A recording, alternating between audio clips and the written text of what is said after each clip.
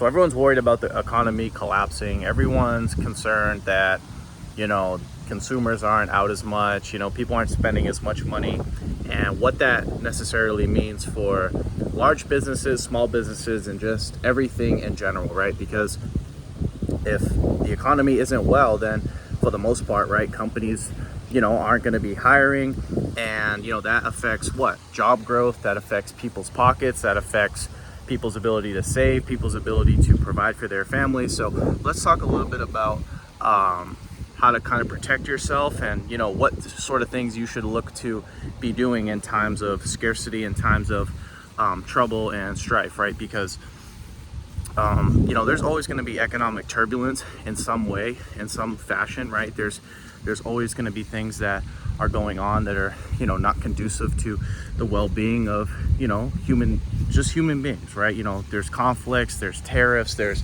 wars, all sorts of shit. So someone who's kind of, you know, looking to succeed and win, right, you got to put yourself in a position to be able to thrive, right? And so let's talk about some things that you can do, or some things to consider when it comes to, you know, making sure that you're bulletproof in this economy, and you're not, you know, susceptible to bankruptcy, eviction, you know, or just not having enough money, living paycheck to paycheck. So number one, I think, is paramount, no matter what, is a skill set, right? Like if you're an electrician, you're a plumber, you're someone, or you're, you know, in transportation, maybe you got your CDL, right? You're able to provide value to society and provide things that people need. You're gonna be just fine, because you're needed, right? Like truck drivers, right? They deliver goods, they deliver food, they deliver you know, packages, they deliver materials that we need to maintain our society, maintain our infrastructure. So you know, you shouldn't be too worried, right, if you're someone who has a CDL, someone who's a truck driver. Same thing goes for the trades, right? If you're able to fix certain things, if you're able to, you know, be a handyman, and, you know, be able to basically, you know, save the day when it comes to people's houses or people's cars or people's, you know, heating and refrigeration, right?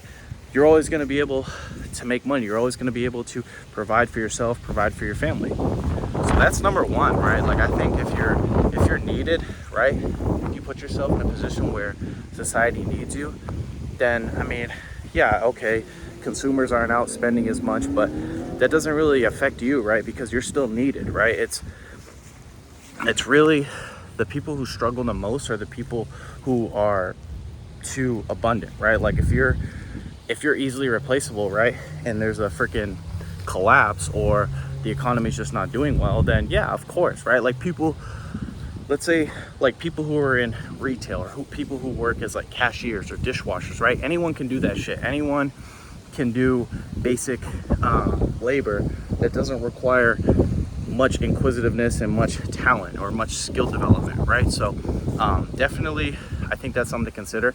That's not the only thing, right? Which leads me to point number two.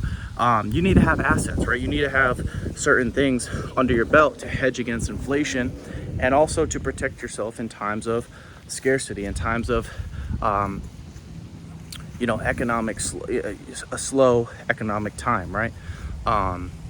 Assets always grow with inflation, right? I mean, obviously we'll have, you know, pullbacks, we'll have dips, we'll have recessions, we'll have little things here and there that, you know, tank the market, right? We'll have wars, you know, things that come our way, right? But all in all, on a yearly 5-10 year basis, right, the stock market typically goes up, right?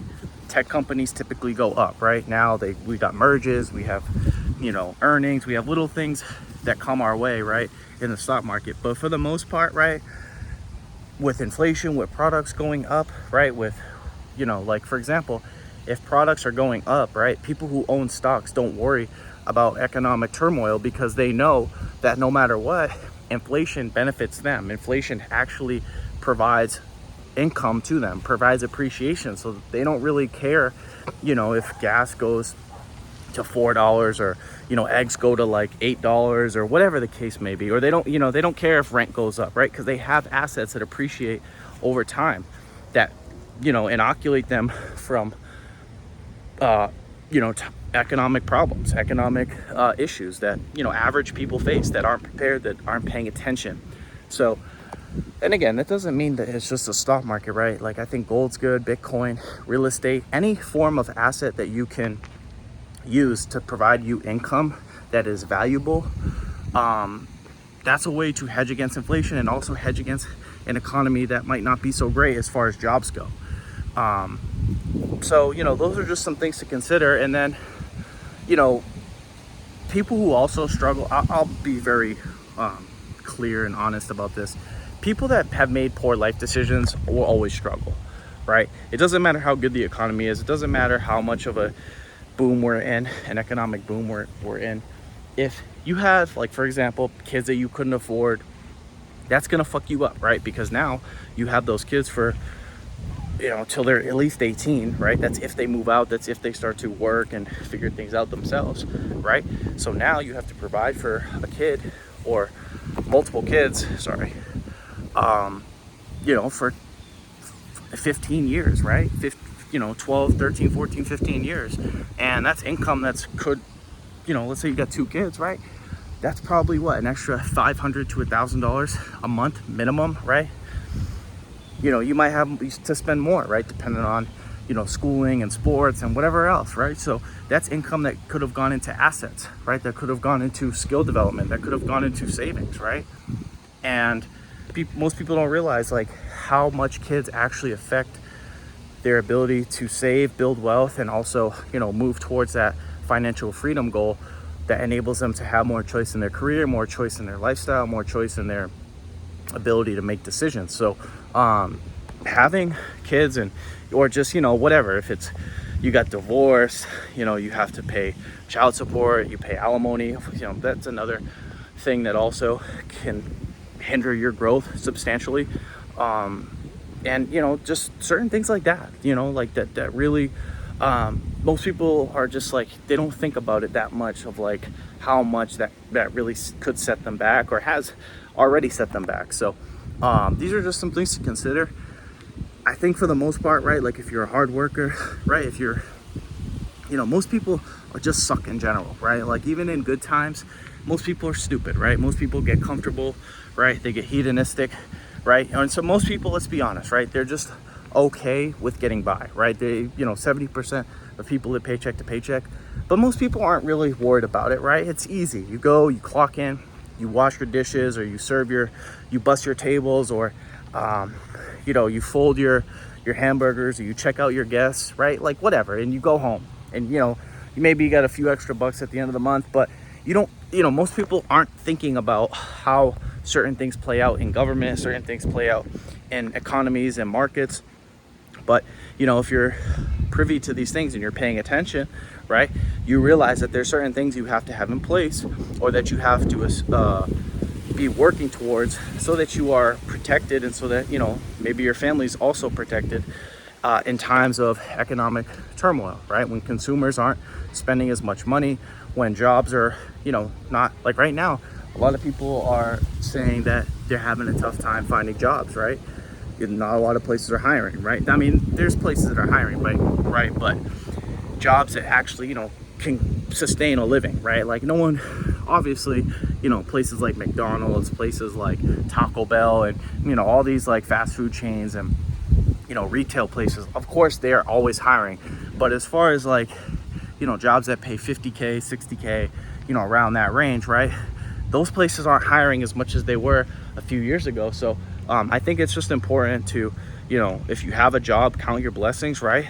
You know, keep doing what you're doing, keep working extra, keep saving. And I mean, the things I talk about here, you should be doing in good times and in bad times, right? This isn't just a protocol for, you know, like a shit economy where, you know, prices of things are outrageous and people are really holding on to their money. You should be doing this in good times too, when the economy's flourishing, right? Because that's a way, when you're always on go, when you're always saving, you're investing, you're developing, right? Even in good times, that hedges against the downside when things aren't going well, right?